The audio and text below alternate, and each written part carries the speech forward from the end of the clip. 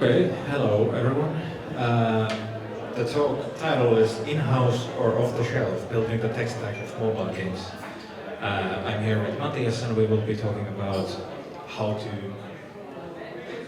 go about selecting technical tech stack for mobile games and kind of like how to maybe evaluate emerging technologies and especially comparing the way of do you want to go and build your in-house custom tools and game engines or do you want to just go and buy something provided by a third-party company.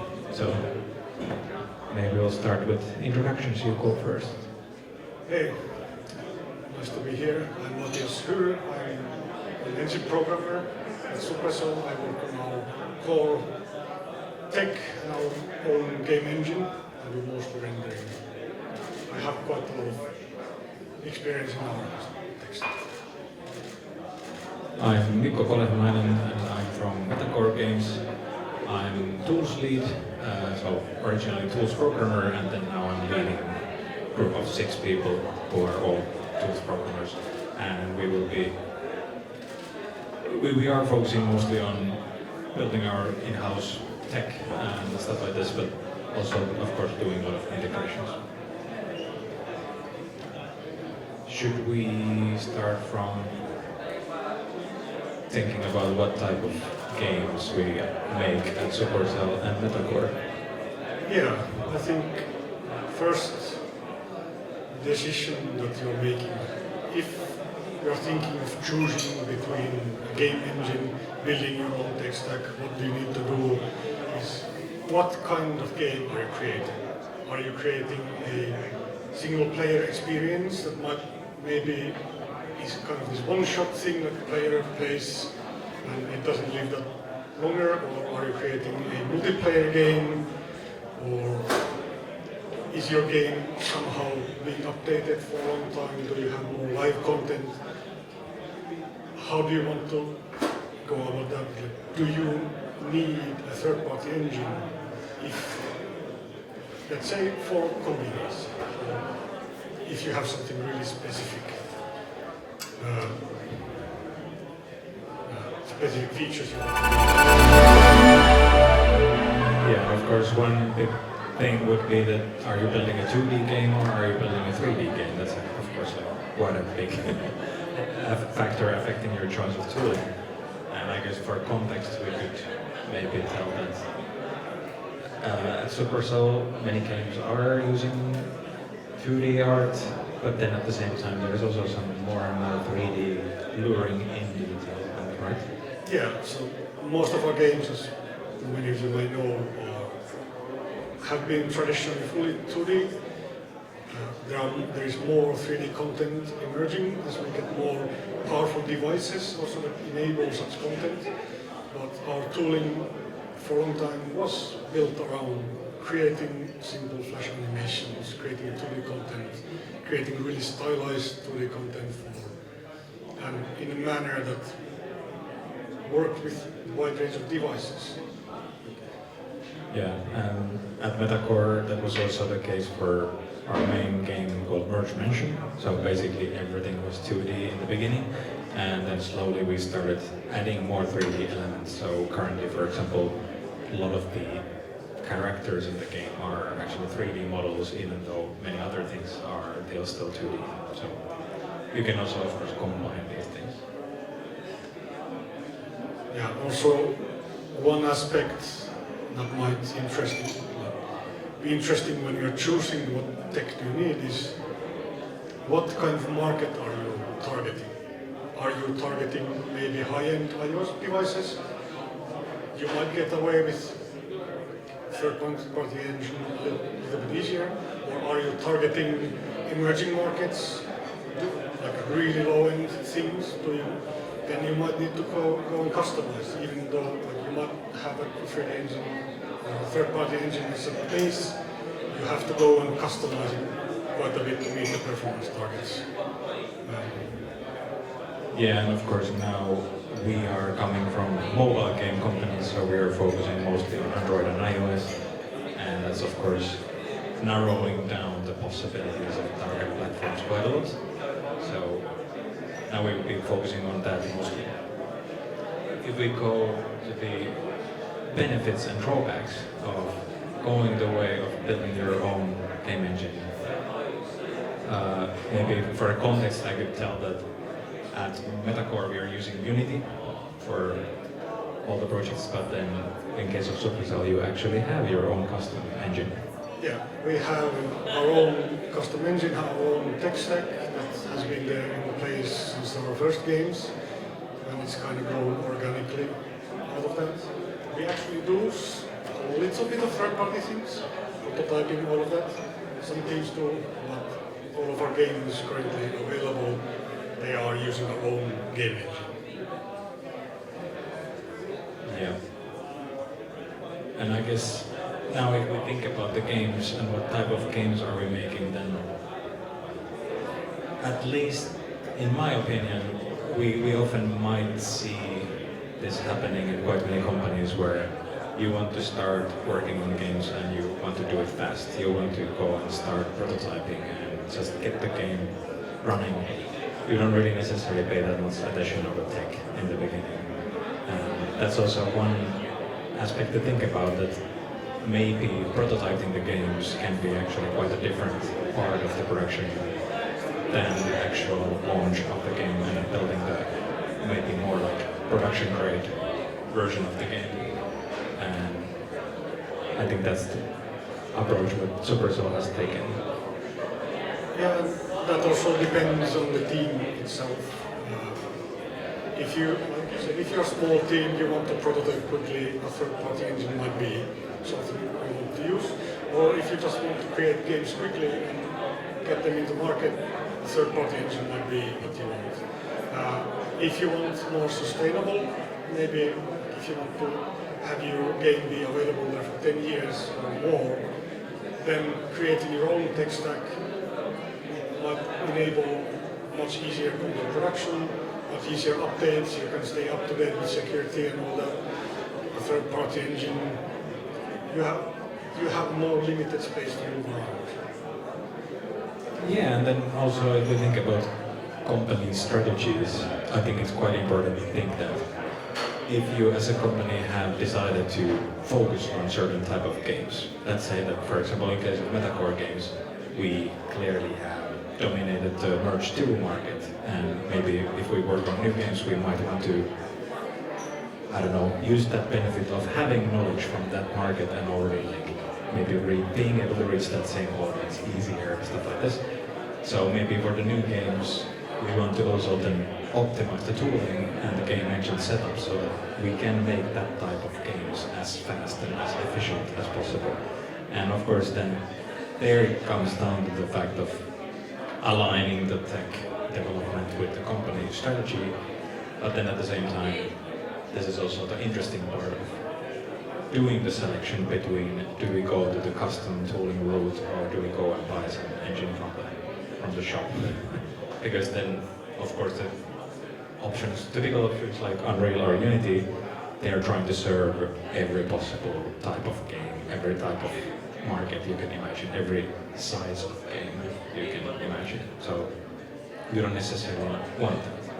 And for example, in mobile games, if you think about making fairly simple, mostly 2D games, if you would imagine taking like Unreal or Unity type of engine and listing all the features that that engine provides, and then you see that how many of those features your game is actually using, it's probably going to be quite a small portion of those features.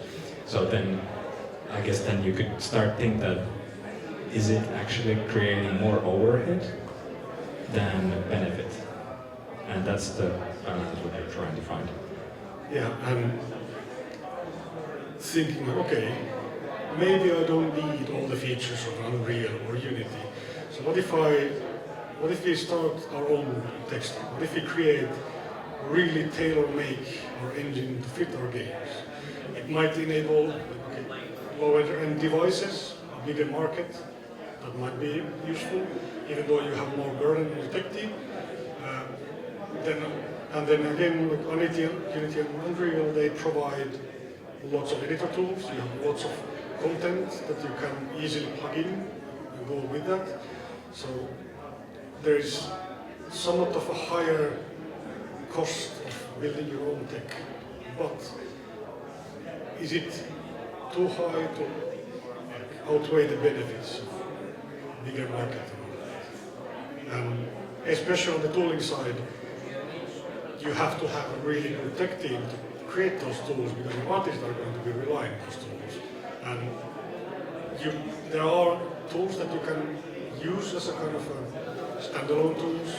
Like you might actually want to use Unity as your scene editor and import that into your third-party stuff. But even there, you need a tech team to facilitate that. Fix all the bugs that artists find. Okay, an artist invents a new use case for something. Okay, how do we take that into use? So there is quite a lot more, quite a big burden on your internal tech teams. Yes, and honestly, it is not very simple to just think about the financial aspect from the perspective of, hey, it's going to be always very expensive to have your own team of engine programmers. Because then also, if we look at the amount of money we put into the license fees of using something like Unity or Unreal, that is quite a lot of money. So it is not really unheard of that it could be easily like one of the biggest expenses of the whole company. And then if you start thinking about it from the perspective of, okay, like how many people I could hire with this money to just work on our own engine, it is often more than 10 people just for, let's say, Unity fees. And then of course there is the kind of risk management and cost awareness factor where maybe you also don't want to have the possibility that someone like Unity outside from your company can dictate that, okay, now it's suddenly costs more, or like let's say in 2 or 3 years we're going to increase something or introduce yet another runtime fee or something like this. So it is also something to keep in mind that, of course, if you are owning most of your tools and most of your tech, then it's also less risky in that sense. Even though, of course, then it would still require a lot of maintenance and stuff like that. Still. Yeah, and even when using Unreal or Unity, if you want to upgrade from, let's say, Unreal 5 was recently released. Okay, do you want to upgrade your game from Unreal 4 to 5?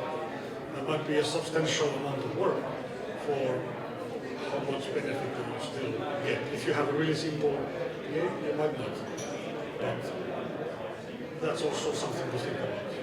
Yeah, this kind of again comes down to the same kind of idea that do you really need those features? Like it is just at the end a matter of what type of games are you trying to make?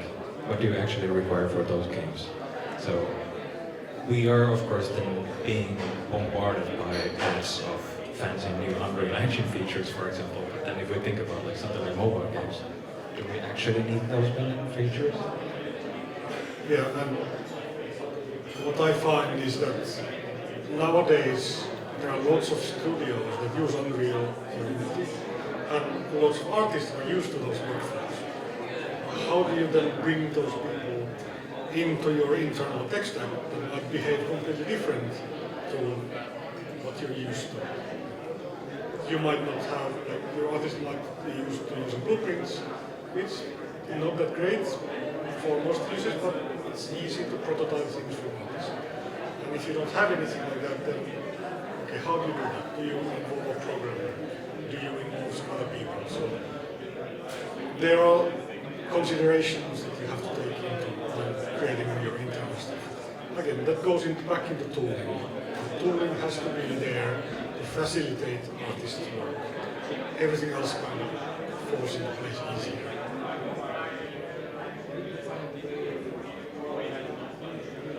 We were discussing about this before today, and you mentioned about the benefits of being able to cover very high-end devices and very low-end devices only because you happen to have your own engine. Do you want to go deeper into this? Yeah, I guess like for us, one of our kind of the biggest benefits that we see with our own tech stack is that we support, most of our games support iOS devices as long as Apple supports them. As long as you can download a game from App Store, you can play it. So you don't need to care, like, okay, do I have this 10-year-old tablet? Okay, it still runs heavy, so it's fine, I don't need to upgrade. And that kind of thing is really instrumental in more developing markets, where a high-end or a mid-end device from 7 to 8 years ago is quite common. Lots of the games, like if you're using Unity, a lot of the games just don't straight up run with that.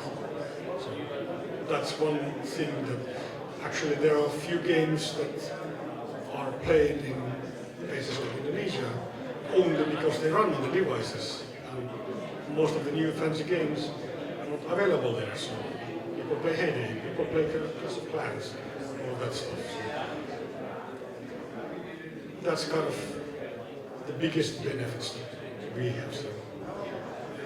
Yeah, and I find this very interesting as an example from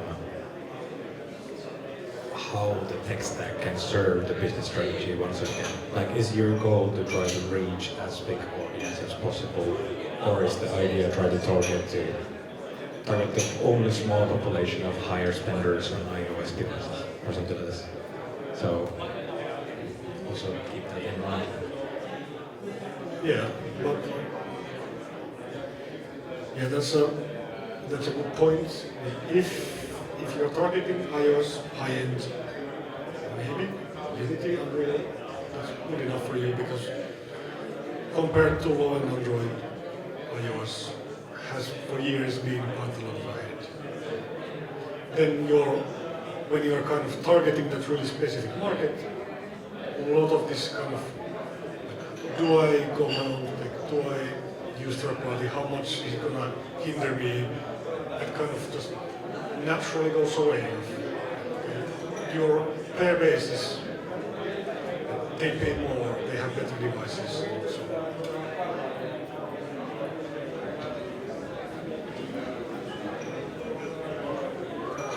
I guess we want to still cover one thing. When we think about game engines, that's also something that can be understood in quite many different ways. And we are now seeing it, I guess, more as a set of tools, or like kind of like modular collection of things, so they combine together.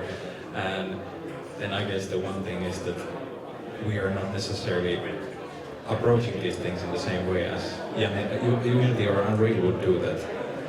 It's just not a black box with set features and then you go with that, but instead you basically are collecting items over the time, and then especially when we think about having multiple different game teams working with the same tech stack, then it comes down to basically building this collection of tools, engine features, and then how do you manage that?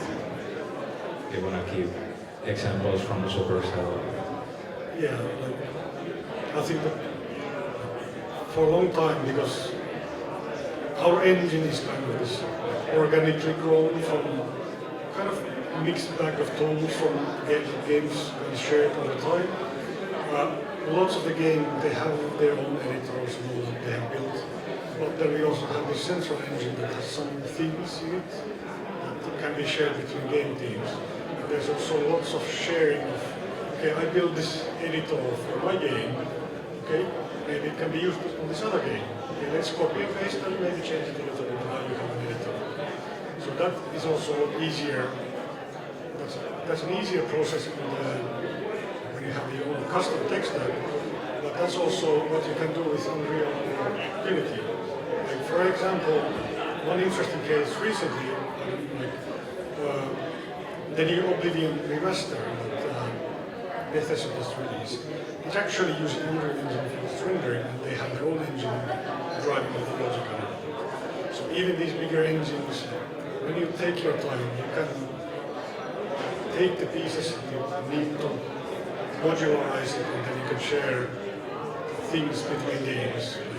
Even you might use Unity or Unreal as the front end for rendering, your network model might be something that's shared between Unreal and Unity. Yeah, exactly.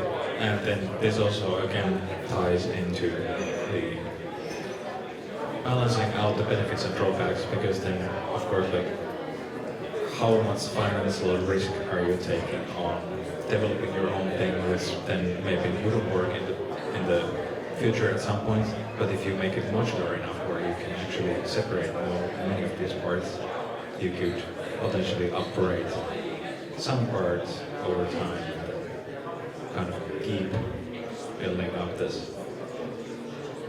Yeah, and that's much better for the longevity.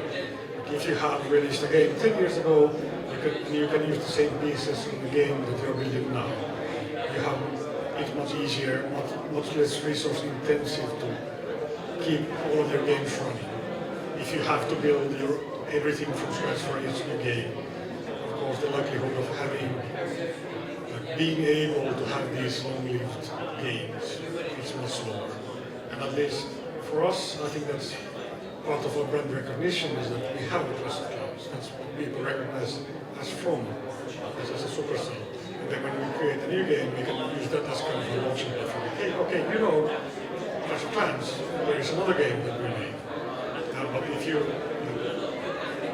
you just create products and they live for a little while, you might not create this more overarching brand identity. Yeah, and it is very funny to talk to people when people don't know about your company at all. They only know the games, but that's how it works. Should we try to wrap this up? Some number of basic principles how to approach tech stack selection. Yeah, I think the core principle really that has been covered here multiple times is know your target audience, what kind of devices they're using, and then from there you can determine what kind of tech stack do you need. Of course, the considerations, if you have a smaller team, if you have a bigger team, there are a few things that you need to just factor out, and it kind of comes naturally from there. What is the path of the least resistance, like in many ways, like in many things? Yeah, and of course, focus on the type of games you're making. Is it 3D, open world, adventure game, or is it 2D, mobile, casual, mastery, something like that. So requirements are very different from technical perspective. I guess now, if you have questions, we can take questions. We have like 5-ish minutes.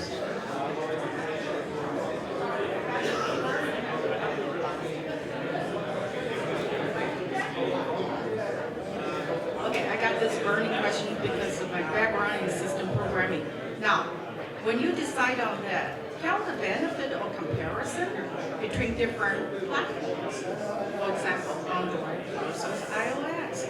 When you port to different and you have your own tag, how easy or what are the major? Because Android is very different, and when you integrate everybody else's stuff and try to compile and the next release, right? So how is that also affecting your decision? Yeah, right. At least for us, there is a need of some level of abstraction.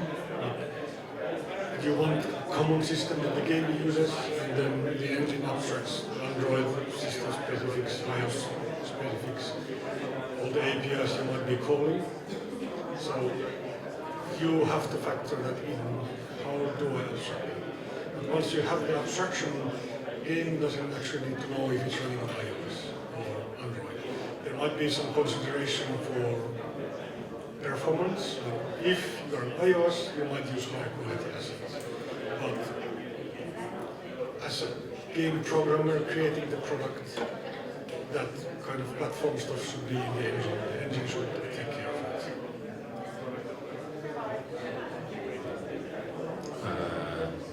I was thinking that I could add that if we think about how people are using something like Unity, I would argue that the biggest benefit what they get from Unity is the build system for every platform and being able to render triangles on the screen. Like if those would be completely separate products from Unity, let's say, then you more likely would think about how do I make my own editor and then just basically throw the thing through this pipeline and then it will end up in the device. So,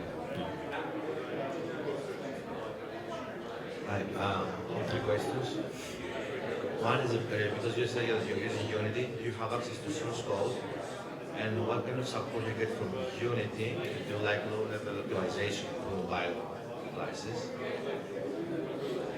we have the whatever it is called, ISS. Okay. What is the support plan with Unity? So we have access to the source code, but we haven't actually modified the source code, so we are not using any custom version of Unity. It is basically just for cases where if we would face a very tricky, weird bug, then we would have the possibility to go and try to debug with the source code or try to understand if it's actually a bug in Unity or in our game, basically, pretty much. So, Okay. My second question is about, because you said about mainly about engines, but if we forgot about engines and something, we talk about different other dependencies you have on your stack. How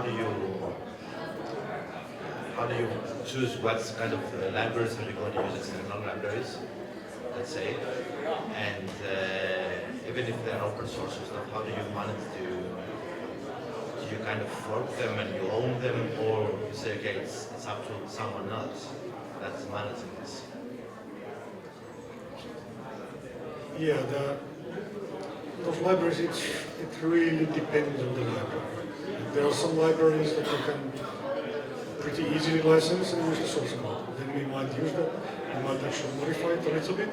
But in most cases, if you're using a third-party library, we are using it because it provides already something that we can use. Like if we use some audio processing, maybe, then there is not that big of a need to modify it, usually. But then again, third-party libraries for a custom engine, they are kind of these little building blocks that kind of accomplish these a bit harder tasks that we don't want to care about. So it's like, okay, it's somewhere there, it's doing things that we want. That's good. yeah, exactly. Separation of concerns. If the library has a very small, clearly scoped use case, of course, then it's easier to narrow that down. Well, you have an abstraction that if this fails, then you can swap something. Exactly. And for open source stuff, yes, do your own fork.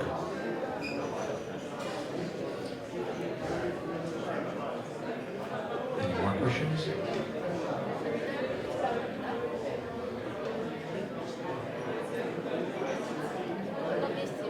I guess not. Then we are done. Thanks for coming.